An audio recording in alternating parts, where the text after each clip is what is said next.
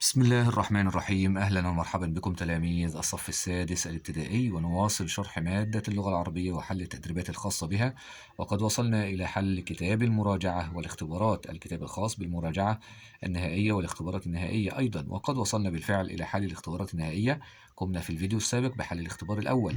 الآن مع حل الاختبار الثاني سوف أترك لك بإذن الله الروابط الخاصة بحل الاختبارات ويعني الأجزاء هذه المقررة عليك في أسفل الفيديو.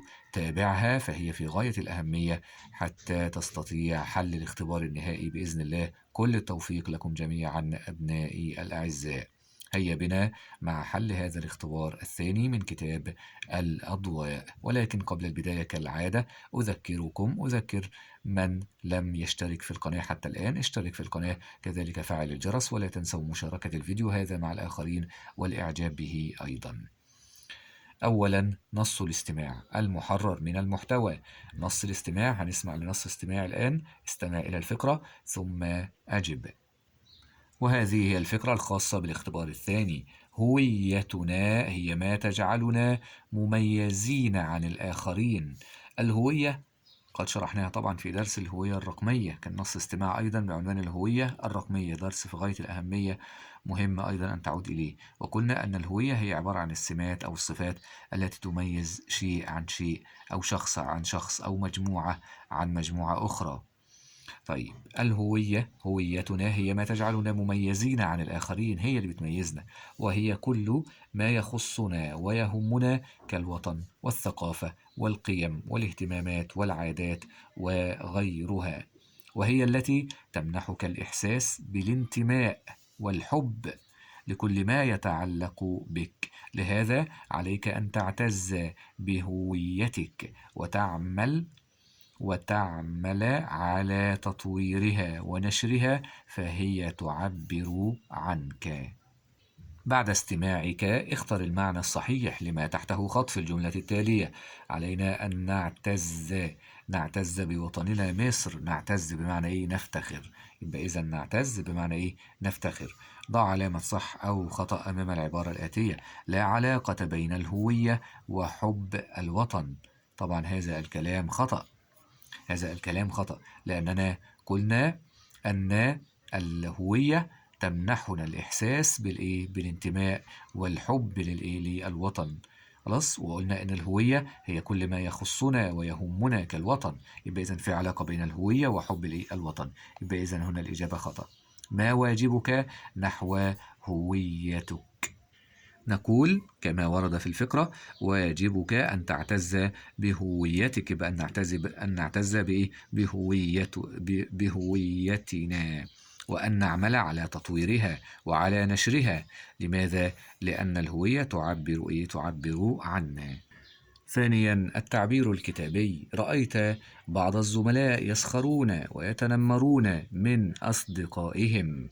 اكتب رسالة اجتماعية إلى طلاب مدرستك تنصحهم فيها باحترام الآخرين والبعد عن التنمر والسخرية، فهي ليست من تعاليم ديننا، مراعيا أن يتراوح عدد الكلمات المطلوب بين 100 و 150 كلمة. هذا الموضوع الرسالة الاجتماعية تحدثت فيها أيضا بعنوان كتابة رسالة اجتماعية. التعبير الكتابي فيديو بهذا العنوان، وقمت بحل التدريبات عليه أيضا، ففيديو مهم يعني أرجو أن تعود إليه. ولكن باختصار، كتابة الرسالة الاجتماعية لها عدة عناصر. عناصر. هي هنا طبعا بقول اكتب رسالة اجتماعية إلى طلاب مدرستك. يبقى إذا ده هنا هيكون الإيه؟ المرسل إليه. ده اللي هنبدأ بيه. أقول مثلا طلاب مدرستي الأفاضل أو الكرام. بعد كده تبدأ بقى بالمقدمة. أقول مثلا: أتمنى أن تكونوا يعني بأتم الصحة والعافية. أنصحكم باحترام الآخرين والبعد عن التنمر. بس بتكتب شوية في المقدمة، وبعد كده بتدخل في الغرض بقى من الرسالة. خلاص، باحترام الآخرين والبعد عن التنمر والسخرية، فهي ليست من تعاليم ديننا، وتزود بقى شوية كلام كده يعني يخص هذا الموضوع. يبقى إذا ده باختصار. يبقى إذا المرسل إليه، بعد كده المقدمة، ثم الغرض، ثم بعد ذلك الخاتمة. تكون مثلا عليكم أن مثلا تهتموا يعني مثلا بتعاليم الدين وأن نلتزم بها، ألا نسخر من الآخرين، أرجو الله أن يوفقكم وأن يجعلكم مثلا زخرا للوطن. وبعد كده بتجيب جملة بقى تعبر عن الود والاحترام مع خالص تقديري واحترامي. وفي النهاية بتقول بقى المرسل صديقكم أو زميلكم مثلا كذا. يبقى إذا ده باختصار. وإذا عدت إلى الفيديو هذا سوف يعني بعد سماعك للفيديو والتدرب عليه سوف تستطيع كتابة أي رسالة اجتماعية بسهولة بإذن الله عز وجل. ثالثا، النص الأدبي المحرر من المحتوى. اقرأ ثم أجب. آدم طالب في الصف السادس الابتدائي يعشق الألعاب الإلكترونية. طبعا هنا بيعشقها يعني بيحبها حب شديد. يعشق الألعاب الإلكترونية. أحضر والده روبوتا لمساعدة الأسرة في أعمال البيت، فقام آدم بجعل هذا الروبوت يقوم بكل مهامه وواجباته حتى نهاية العام. طبعا ده خطأ. ليه؟ لأن الروبوت هو بس للمساعدة فقط، وليس إن احنا نستغني عن أفعالنا وأعمالنا ونستغني بيه. طيب يبقى إذن هو فضل يعني يعتمد عليه اعتماد كامل، وهذا خطأ كما تعلمنا أيضا في هذا الموضوع الخاص بالروبوتات. وفي نهاية العام دخل الامتحان ولم ينجح فيه. لماذا؟ لأنه ترك للروبوت كل المهام. حزن آدم وأدرك، يعني بمعنى أنه فهم أو عرف. هو عايز معناه معنى أدرك بمعنى فهم أو عرف. وأدرك آدم أن عليه الاعتدال والتوسط في استخدام التكنولوجيا، يعني بدون إفراط وبدون تفريط. بعد ذلك مضاد كلمة يعشق، قلنا يعشق يحب حبا شديدا، يبقى عكس الحب هو الكره، يبقى يعشق المضاد يكره. السؤال باء، ضع علامة صح وعلامة خطأ. ترك آدم للروبوت جميع المهام. طبعا الإجابة صحيحة. كلمة جميع هي كلمة كل. استطاع الروبوت أن يساعد آدم في تحقيق نجاحاته. طبعا هذا خطأ، لأنه للأسف لم ينجح فيه، لأنه يعني كان معتمد عليه اعتماد كامل. ماذا تعلمت من هذه القصة السابقة؟ تعلمت أن أعتدل، أن أكون معتدلا يعني في استخدام التكنولوجيا، وألا أعتمد عليها اعتمادا تاما وكاملا، لأنها طبعا سوف تصيبني يعني بالكسل في القيام بالأعمال، سوف تجعلني يعني ألا يعني أعمل عقلي والتفكير. رابعا، النص المعلوماتي المحرر من المحتوى. اقرأ ثم أجب. الثقافة هي مجموعة القيم. ما معنى الثقافة؟ هي مجموعة القيم والمعتقدات والتقاليد والعادات والفنون والعلوم وغير ذلك وغيرها، وهي الطريقة التي يعيش بها الناس. دي معنى الثقافة. وهي الهوية التي تعبر عن حقيقة أصحابها. وأن الهوية السمات أو الصفات المميزة، وهي الهوية التي تعبر عن حقيقة أصحابها، كما أنها تساعدنا على فهم أنفسنا وعلى التواصل مع الآخرين وعلى فهم سلوكهم وقيمهم، كما أنها تثري عقولنا. هي معنى تثري عقولنا يعني تغنيها أو تنميها. يبقى إذا تثري بمعنى تنمي أو تنمي، الاثنين صح. يبقى كما أنها تثري عقولنا بالمعلومات والمعارف التي تساعدنا على حل المشكلات كلمة تساعدنا عكسها تخذلنا. خلاص، اللي هو الخذلان والتخلي. بعد ذلك ضع علامة صح وعلامة خطأ أمام العبارة الآتية. الثقافة تساعدنا في حل المشكلات التي تقابلنا. طبعا الإجابة واضحة وصريحة. ما فوائد الثقافة؟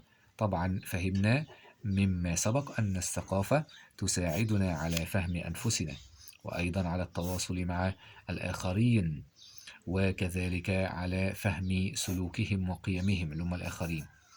كذلك تثري، بهذا أولا، ممكن هذا ثانيا، هذا ثالثا.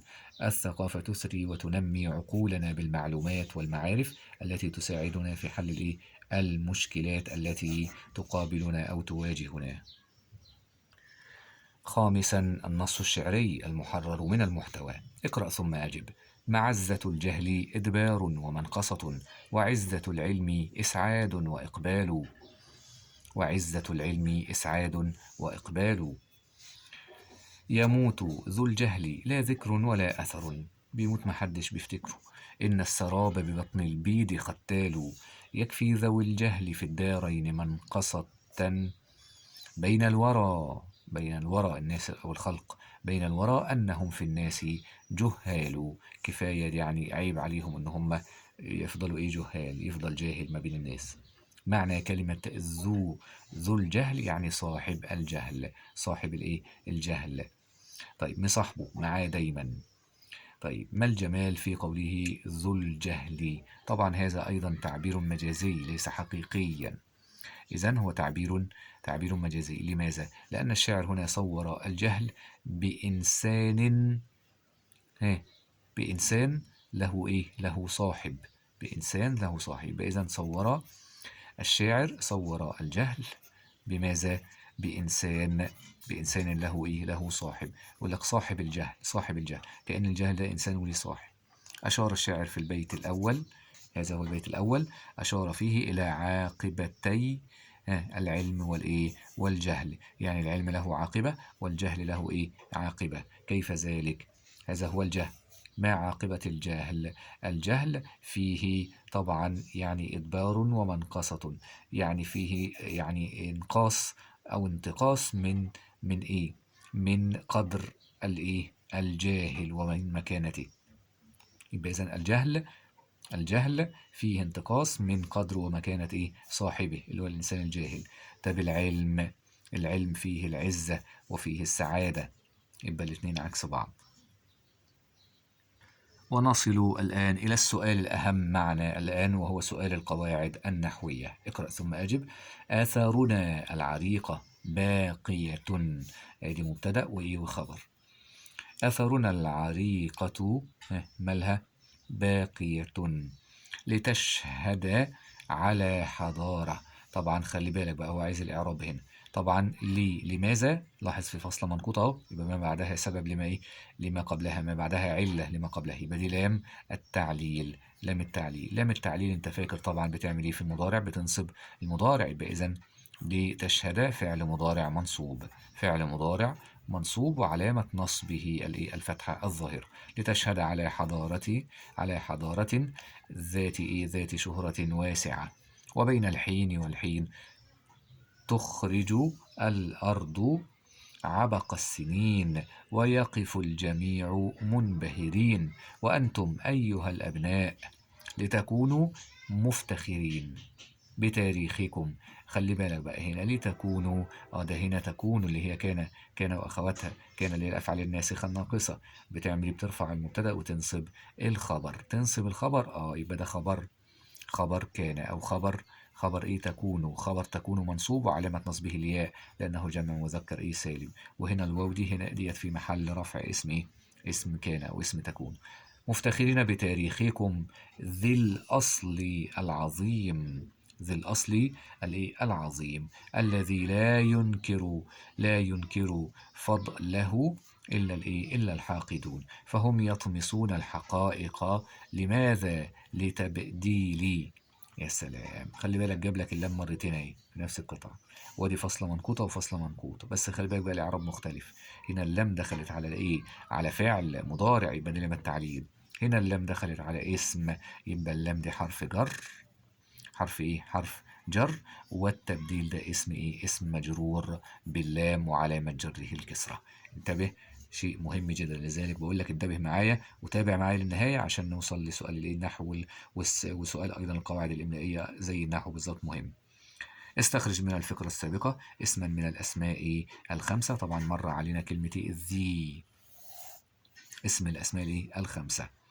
طيب، بعد ذلك استخرج فعلا من الأفعال الخمسة. في فرق الأسماء والأفعال. الأفعال الخمسة بس يكون مرفوع، اللي هو الأفعال الخمسة كل فعل مضارع اتصل به واو الجماعة، ألف الاثنين، ياء المخاطبة. هو عايزه هنا يكون مرفوع، يبقى خلي بالك هيكون النون موجودة فيه. مثلا هتدور بقى على أي فعل مضارع يكون متصل بهذه الحروف كما قلت. كلمة يطمسون فعل مضارع مرفوع وعلامة رفعه ثبوت النون لأنه من الأفعال الخمسة. بعد ذلك استخرج ضميرا مستترا. الضمير المستتر يا أحبابي هو الذي يقدر بعد الفعل. يبقى إذن أنت بتدور على فعل وبالتالي هتجد يعني مثلا كلمة تشهد. هي مين اللي تشهد؟ آثارنا. يبقى إذن تشهد هي. يبقى الفاعل ضمير مستتر تقديره هي. هذا هو الضمير المستتر. ضمير مستتر في الفعل تشهد وتقديره هي. استخرج فعلا مضارعا بس بشرط يكون صحيح الآخر. أي فعل مضارع يكون صحيح الآخر، آخره يكون حرف حرف صحيح. أي فعل مضارع. كلمة تشهد أهي، كلمة تشهد، ما ده فعل برضو. ده فعل مضارع. احنا قلنا فعل مضارع اهوت يكون صحيح الآخر، يبقى كلمة تشهد. ولكن ممكن نستخرج غيره لو في موجود تاني. تخرج. كلمة تخرج فعل مضارع. لاحظ فعل مضارع بيدل عليه حدث ما زال يحدث مستمر، يدل على الحال أو الاستقبال. يقف. كل هذه أفعال مضارعة صحيحة الآخر لأن لابد أن يكون آخرها حرف صحيح. ينكر وهكذا. استخرج اسما نكرة وآخر معرفة. المعرفة سهلة جدا. هتستخرج مثلا تقول العريقة. العريقة. تقول مثلا كلمة آثارنا، هذه معرفة بالإضافة. طيب استخرج اسم نكرة. ممكن مثلا تقول كلمة على حضارة. كلمة حضارة ده اسم نكرة. كلمة حضارة. ذات شهرة واسعة، أيضا دي كلمة نكرة. طب بعد ذلك استخرج مضافا إليه. مضاف إليه. ممكن بتستخرج بقى كلمة مثلا تكون نكرة زائد معرفة. مثلا تبديل، أهي كلمة تبديل دي نكرة والتاريخ معرفة، يبقى إذن كلمة التاريخ تبديل التاريخي وهكذا. مثلا عبق السنين، فكلمة السنين. لذلك خلي بالك السنين أهيت ده مضاف إليه مجرور. مضاف إليه مجرور على جره عبق السنين.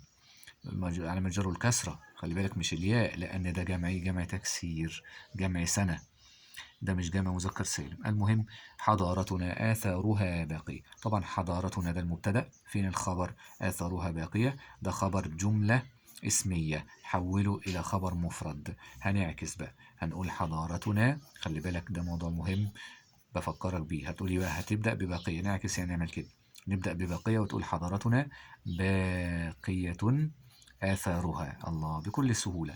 يبقى إذن حضارتنا ده المبتدأ وباقية ده الخبر، خبر مفرد.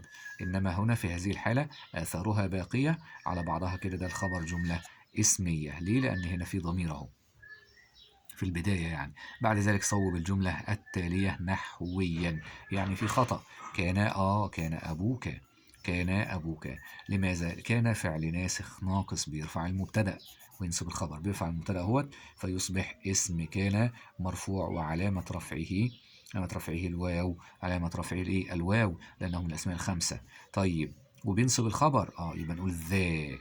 خبر كان منصوب وعلامة نصبه الألف. يبقى إذا هنا علامة الرفع الواو وهنا علامة النصب الألف لأنهم من الأسماء الخمسة. وبعد كده اللي بعد ذو بيكون مضاف إليه ذو أو ذا خلق. سابعا الخط العربي. اكتب بخطي النسخ والرقعة. إنك لن تكون عالما حتى تكون متعلما. مش هتبقى عالم إلا لما تتعلم الأول. اكتب بقى الخطين. ثامنا القواعد الإملائية مهمة جدا زي النحو. تابع معي الفيديوهات دائما حتى النهاية عشان تستفيد من كل معلومة بإذن الله. ولو عندك أي سؤال أو استفسار اكتبه لنا في التعليقات أو أرسله أو في المنتدى اللي على القناة. صوب ما تحته خط في الجمل التالية. سأل، طبعا بقول لك في هنا خطأ. سأل هيثم عن صديقه المريض. طبعا سأل لا تكتب هكذا. سأل هيثم عن صديقه المريض. سأل، لاحظ هنا ساء دي همزة متوسطة وأيضا مشروحة وموجودة على القناة. خلي بالك فيديوهات مهمة جدا. سأل اللي يهمنا هنا طالما همزة متوسطة بنشوف حركة الهمزة وحركة ما قبلها بخلاف الهمزة المتطرفة. المهم الهمزة متوسطة، يبقى إذا الهمزة هنا مفتوحة وما قبلها مفتوح فترسم على الألف. يعيش أحمد هنا همزة قطع، ده اسم وكل الأسماء بتبدأ بإيه؟ همزة قطع ما عدا بعض الأسماء. يبقى يعيش أحمد همزة قطع. بعد ذلك تطير العصفورة.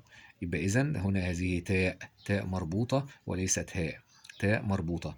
طبعا التاء المربوطة عند الوقف تنطق هاء العصفورة، إنما في حالة الوصف في حالة الوصل تنطق تاء، فنقول تطير العصفورة أو عصفورة تو. أنت بتعرفها بكده، يبقى عايز تعرفها هي تاء ولا هاء، يعني نحط نقطتين ولا لا، انطقها حط عليها ضمة مثلا أو ضمتين. يبقى إذن لو نطقت تاء يبقى هي تاء مربوطة، فبالتالي تحط نقطتين. خلاص. يبقى إذن العصفورة، الشجرة، وهكذا كل هذه تاء مربوطة. الإسكندرية، التالية، بعد كده الإملائية. إنما لاحظ هنا بقى ما تحت هو ملاحظ هو، قلت هو ولا تو؟ هنا قلت إيه؟ إملائية تو، إنما هنا هو، يبقى هذه هاء وليست تاء مربوطة. يبقى هنا لا نضع الإيه النقطتين، إنما هنا نضع الإيه النقطتين. فده مهم جدا الفرق بين الهاء والإيه والتاء. وأيضا هذا الدرس درس مشروح، كل الدروس ديت موجودة على القناة بفضل الله عز وجل. الفيديو القادم بإذن الله نقوم بحل الاختبار الثالث من الاختبارات النهائية من أجل تدريبك على الامتحان حتى تحصل على درجات عالية بإذن الله في الاختبارات النهائية. كل التوفيق لكم جميعا في النهاية. شكرا لكم على حسن المتابعة والاستماع. أرجو أن تكونوا قد استفدتم. اكتبوا لنا وأرسلوا لنا إن استفدتم أي شيء، وشاركوا هذه الفيديوهات مع الأصدقاء مع غيركم حتى يستفيدوا منها أيضا.